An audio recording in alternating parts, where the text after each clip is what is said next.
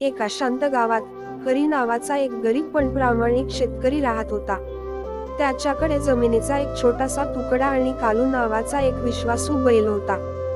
दररोज सकाळी हरी आणि कालू शेतात काम करायचे तर त्याची पत्नी राणी अन्न शिजवायची आणि पिकांना मदत करायची. एके दिवशी राजू नावाचा एक श्रीमंत जमीनदार आला. त्याने हरीची निरोगी पिके पाहिली आणि म्हणाला, तुझी जमीन मला विकून टाक हरी. मी तुला आता पैसे देईन. तू आराम करू शकतोस आणि इतके कष्ट करणे थांबवू शकतोस. पण हरी म्हणाला, मला ही जमीन आवडते. मी माझे अन्न येथे पिकवतो. मला तुमच्या पैशांची गरज नाही, फक्त शांतीची गरज आहे.